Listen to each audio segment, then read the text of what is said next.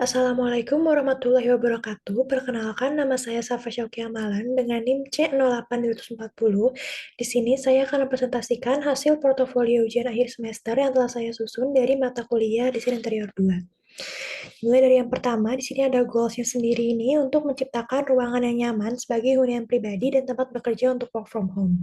Didukung oleh sarana dan prasarana yang dapat memenuhi kebutuhan aktivitas setiap anggota keluarga dalam rumah. Juga dapat menciptakan suasana yang hangat, kekeluargaan, bersih dan nyaman sehingga semua anggota keluarga merasa bahagia dan tenang berada di dalam rumah atau ruangan ini dalam jangka waktu yang lama. Selanjutnya data lokasi, dari detail bangunannya ini, rumah ini terdiri dari 2 lantai dengan luas bangunan 200 meter persegi. Lokasinya berada di Gria Kartika C5, Pucangan RT04 RW01, Pucangan Kartasura. Selanjutnya ada site plan-nya ini, bisa dilihat dalam maps yang ada. Rumah ini terletak di perumahan Gria Kartika yang merupakan perumahan baru dan tidak banyak unit rumahnya, sehingga posisi rumah kalian berada di jalan utama. Selanjutnya ini ada denah asal, ada denah lantai 1, denah lantai 2, tampak belakang, tampak belakang tanpa pagar, tampak samping kiri, juga tampak samping kanan. Lalu ada keadaan sekitar rumah yang dapat dilihat, ada keadaan depan rumah, juga keadaan belakang rumah. Selanjutnya, dari sisi keamanan, perumahan ini memiliki pagar tinggi sebagai gerbang utama, dilengkapi dengan pos penjaga juga pengawasan CCTV 24 jam. Lalu, dari hubungan antar penduduk, penduduk yang ada di dalam perumahan ini memiliki pekerjaan yang beragam seperti pengajar, PNS, juga dokter, dengan mayoritas penduduk beragama Islam. Sebelum adanya pandemi COVID-19, penduduk di perumahan ini sering mengadakan kegiatan rutinitas setiap bulan untuk berkumpul menyelenggarakan beragam acara antara lain seperti arisan RT, pengajian, perkumpulan PKK, dan menjalin silaturahmi setiap hari raya Idul Fitri. Selanjutnya, detail penghuni. Seperti yang dapat dilihat dalam ilustrasi sebelah kiri ini, ada 4 anggota keluarga, yaitu ada ayah, ibu, kakak, juga adik. Selanjutnya di sini ada data anggota keluarga. Yang pertama ada kepala keluarga atau ayah, lalu ada data ibu, ada data anak pertama, juga ada data anak kedua. Selanjutnya di sini ada alur kegiatan keluarga di rumah, dimulai dari ayah, ibu, kakak, dan adik, dari mulai bangun tidur, melaksanakan segala aktivitas, sampai tidur kembali. Selanjutnya ada kegiatan dan kebutuhan ruang dari kegiatan yang ada tadi, disusun dan diketahui apa saja kebutuhan ruang dan fasilitas yang dibutuhkan. Dimulai dari yang ayah, ibu, kakak, juga adik. Selanjutnya ada place-centered maps. Yang pertama dari ruang makan. Pada saat makan malam, seluruh anggota keluarga selalu menyempatkan makan malam bersama. Saat sedang makan malam ini, kegiatan dilakukan tidak hanya makan malam, tapi sambil menonton TV karena di depan meja makan terdapat TV. Selanjutnya ada musola. Pada saat sholat maghrib dan isya, seluruh anggota keluarga menyempatkan untuk sholat berjamaah dan dilanjutkan mengaji. Kegiatan tersebut dilakukan pada sekitar pukul 6 hingga 7 malam. Selanjutnya ada ruang keluarga. Keluarga ini selalu menyempatkan waktu untuk berkumpul bersama di sela kesibukan setiap anggota keluarga. Biasanya tempat untuk berkumpul ini di ruang keluarga. Aktivitas yang dilakukan di ruang keluarga ini seperti menonton bersama setelah makan malam, bermain games, juga belajar bersama. Selanjutnya ada person-centered maps. Ini kegiatan yang dilakukan dari jam 1 hingga jam 3. Dapat dilihat di dalam fotonya ini. Ibu dan ayah sedang melakukan kegiatan mengajar di rumah, namun karena tempatnya terbatas, ibu melakukan kegiatan tersebut di teras rumah dan ayah di meja kerja yang terletak di bawah tangga. Sedangkan kakak sedang mengerjakan PR dan adik sedang tidur siang. Selanjutnya ini ada denah lantai 1 dan denah lantai 2 yang telah diubah. Lalu di sini ada behavioral maps. Jika dapat dilihat, di sini ada angka-angka dan alur dari angka 1 hingga angka 10 dengan alur kegiatan yang dilaksanakan para anggota keluarga setiap harinya. Ini ada behavioral maps ayah, lalu behavioral maps ibu dimulai dari angka 1 hingga angka 10, lalu behavioral maps kakak dimulai dari angka 1 hingga angka 11. Lalu, yang terakhir ada behavioral maps adik dari angka 1 hingga angka 12. Selanjutnya di sini ada analisa behavioral mapping, problem solving dari per anggota keluarga. Di sini ada ayah dan ibu, contohnya kita ambil yang ayah. Di sini ayah memiliki hobi melukis, tapi jarang dilakukan karena tidak adanya space untuk melakukan hobi tersebut. Problem solving-nya ini membuat roof garden menjadi tempat ayah untuk melakukan hobinya dengan menggunakan kanopi agar lebih nyaman. Selanjutnya di sini ada problem kakak, juga problem adik. Lalu di sini ada pola aktivitas ruang ayah, sama digunakan menggunakan angka juga sehingga dapat dipahami lebih jelas. Dimulai dari angka 1 hingga angka 10. Selanjutnya pola aktivitas ruang ibu dari angka 1 hingga angka 10. Lalu di sini ada pola aktivitas ruang kakak dimulai dari angka 1 hingga angka 15. Lalu di sini dapat lihat pola aktivitas ruang adik dimulai dari angka 1 hingga angka 17. Selanjutnya di sini ada kegiatan, kebutuhan ruang, karakteristik ruang, multifungsi, juga luas ruang. Contohnya di sini di nomor 4 ada beristirahat, mengerjakan PR, kebutuhan ruangnya di kamar tidur, karakteristik ruangnya tenang, nyaman, rapi, dan bersih, multifungsi iya. Multifungsi di sini berarti kamar tidur ini tidak hanya dilakukan untuk beristirahat mengerjakan PR juga, tapi banyak aktivitas lain yang dapat dikerjakan di ruang tidur ini. Dengan luas ruang 300 x 400 cm. Selanjutnya ada aktivitas, kebutuhan furnitur, karakteristik furnitur, juga dimensi. Contohnya ini yang pertama ada aktivitas tidur. Kebutuhan furniturnya kasur dan dipan. Karakteristik furniturnya muat untuk 2 orang, kokoh dengan dimensi 200 x 200 cm. Selanjutnya ada grouping. Ini grouping per ruang dari mulai dapur ke area makan, area kerja, area santai, lalu area santai, area istirahat, kamar mandi, dan ibadah. Selanjutnya di sini ada zoning, dapat dilihat ini dari denah lantai 1 dan lantai 2 yang telah diubah tadi, dibuat zoning dari mulai area private ini yang berwarna coklat tua, lalu yang berwarna coklat muda atau krem ini adalah area semi public, dan area yang berwarna abu-abu ini adalah area publik. Lalu di sini ada blocking. Lalu ada hubungan antar ruang, dimulai dari ruang garasi, teras depan, ruang tamu, musola, ruang keluarga, ruang makan, ruang tidur 1, area kerja 1, kamar mandi 1, kamar tidur 2, dapur, teras belakang, extra storage space, area kerja 2, kamar mandi 2, kamar tidur 3, juga ruang konstelasi, lalu laundry area, roof garden. Selanjutnya di sini ada zona gerak bebas manusia. Di sini dari lantai 1, lantai 2, ini adalah zona yang dapat dilalui oleh penghuni rumah dengan luasa. Lalu di sini ada analisis pencahayaan alami, ditandai dengan panah berwarna kuning. Lalu di sini ada analisis penghawaan. Panah berwarna biru yang bergelombang ini adalah udara masuk, panah warna merah bergelombang ini adalah udara keluar. Juga ada beberapa tanda ini di sini adalah udara yang keluar melalui exhaust fan. Lalu di sini ada problem dan problem solving. Yang pertama membutuhkan ruang yang cukup luas untuk berkumpul dan membuat acara. Problem solving ini menjadikan ruang keluarga sebagai ruang multifungsi dan membuat batas yang bisa movable. Yang kedua, pada saat WFH, ayah dan ibu mengajar secara bersamaan sehingga tidak memiliki ruang kerja yang cukup. Yang kedua, membuat ruang kerja. Problem solving yang kedua adalah membuat ruang kerja untuk ayah dan ibu secara nyaman dan terpisah. Lalu di sini ada contoh lainnya adalah penempatan space untuk gudang. Bagian bawah tangga dijadikan tempat penyimpanan dengan desain yang indah, sehingga tidak terlihat seperti gudang, dengan meja dan kursi sebagai tempat menyetrika tambahan. Lalu di sini ada beberapa contoh sketsa problem solving. Ini dari nomor 1 tadi adalah movable partition. Jadi ini adalah sekat batas ruang yang dapat dipindahkan secara 2 arah. Lalu ini ada untuk pemecahan masalah nomor 9 untuk laundry storage. Lalu selanjutnya ada extra closet, extra storage, ini pemecahan problem yang 4 dan 5. Lalu di sini ada understand extra storage yang pemecahan nomor 8. Lalu di sini ada gordon atau blinds ini untuk pemecahan problem nomor 3. Lalu di sini sketsa problem solving lainnya sudah tampak pada bagian perspektif nanti di akhir.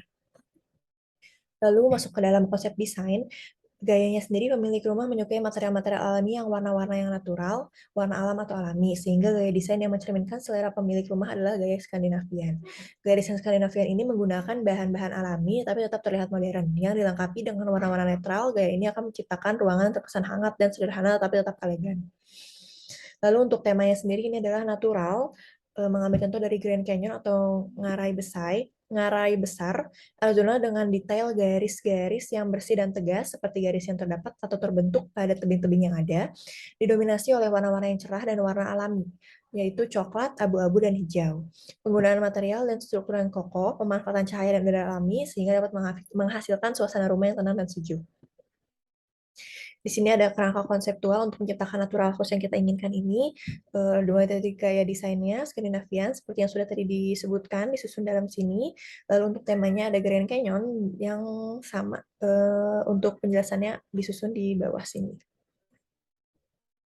Selanjutnya di sini ada proses transformasi desain. Saya mengambil satu bentuk dari tebing yang ada, dimulai dari bentuk satu ke bawah sini akan menciptakan bentuk seperti ini yang dapat dijadikan sebagai frame pintu dan jendela yang terbuat dari aluminium. Lalu untuk bentuk keduanya ke sebelah samping sini ini bisa menjadi uh,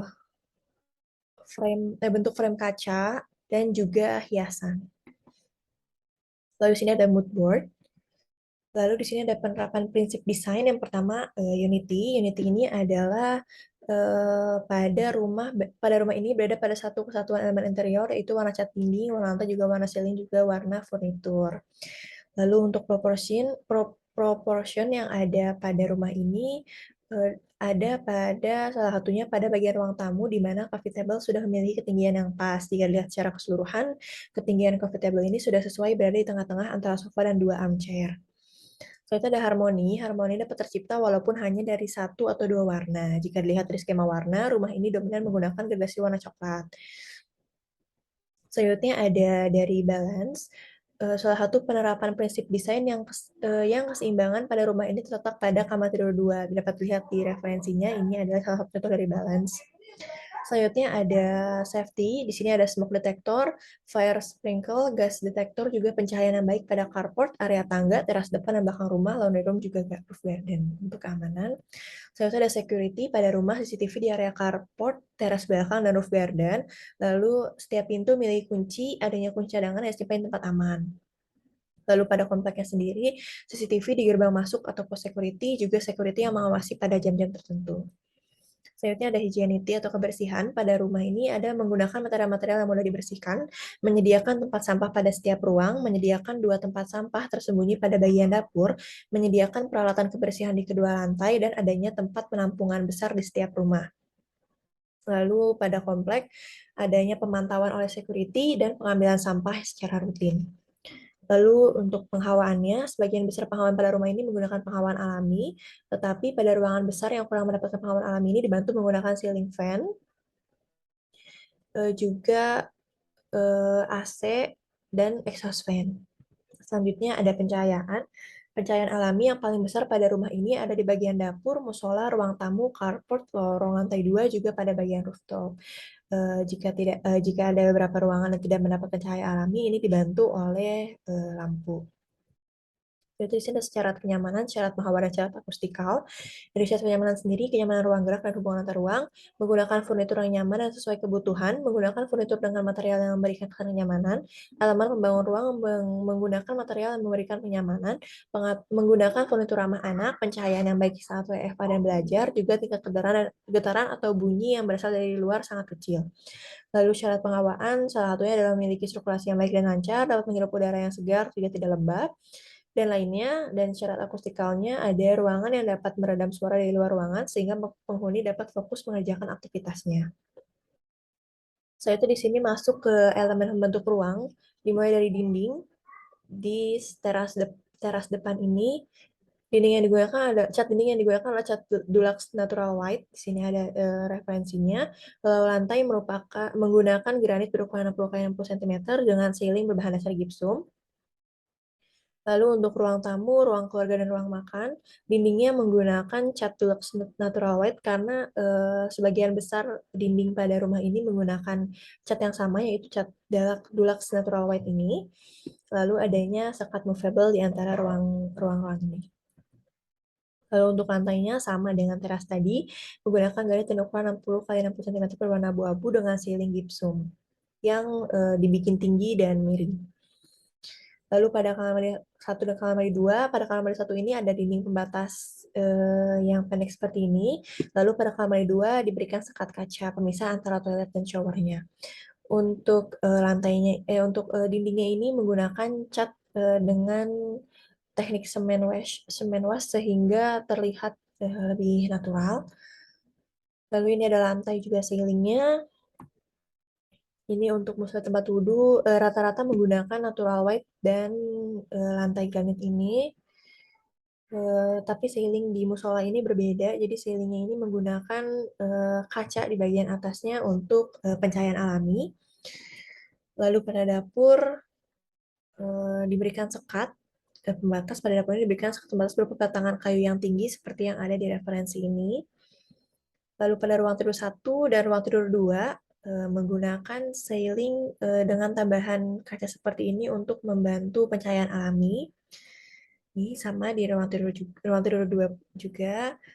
Lalu ruang tidur 3 ini memiliki ceiling yang lebih tinggi, lebih miring dan tinggi sehingga ruang tidur 3 ini terlihat lebih luas.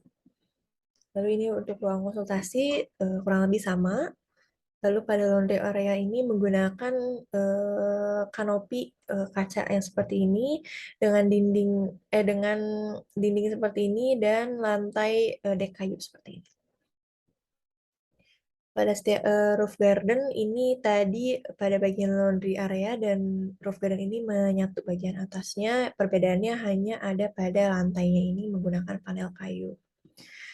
Lalu ini ada elemen pengisi ruangnya. Pada teras depan ini ada kursi dengan material kayu, dua kursi, lalu ada satu meja di tengahnya dengan tanaman-tanaman. Lalu pada ruang tamu ada satu sofa, dua dudukan dengan dua armchair juga coffee table dengan dibantu pencahayaan ada ceiling light dan standing lamp. Pada ruang keluarga ini ada sofa L seperti ini, ada TV wall-nya ini menggunakan sekat ruang tadi dan juga tumbuhan dan karpet. Lalu pada ruang makan ada meja makan yang terbuat dari kayu dan aluminium sama seperti kursinya juga dibantu dengan pencahayaan ceiling light dan tumbuhan. Lalu pada musola ini tidak banyak furnitur yang digunakan, hanya menggunakan rak ini untuk menyimpan barang-barang untuk beribadah. Ternyata pada ruang tidur 1 dapat dilihat di gambar yang ada sebelah sini menggunakan kasur dengan storage yang lumayan banyak karena untuk agar semuanya tertata lebih rapi, ada tumbuhan, TV, meja rias yang kecil dan simple, juga meja kerja yang spacious.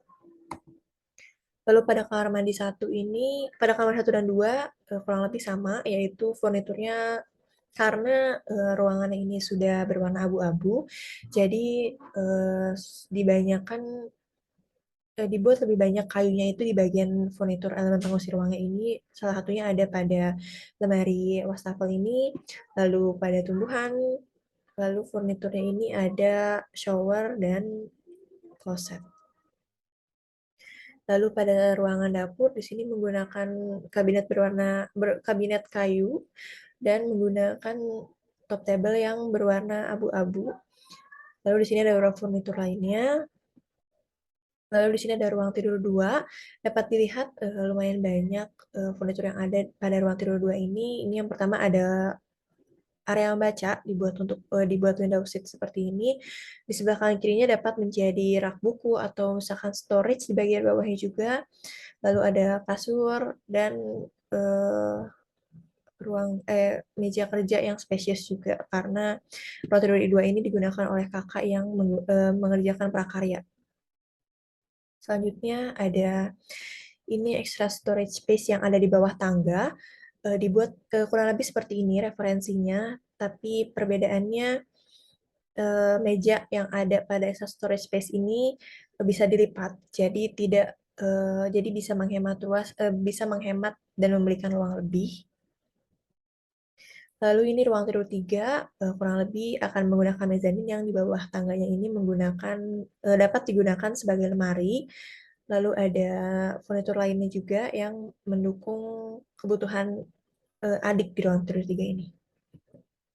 Lalu ada ruang konsultasi, karena di ruang konsultasi ini didatangi oleh banyak orang, jadi di sini ada ada meja yang jauh lebih besar, sama-sama dia corner, tetapi jauh lebih besar sehingga dapat leluasa juga dengan pasien yang datang, tetapi perbedaannya adalah dapat dilipat. Jadi sebelahnya itu tidak akan menghalangi jalan masuk. Kurang lebih referensinya seperti ini.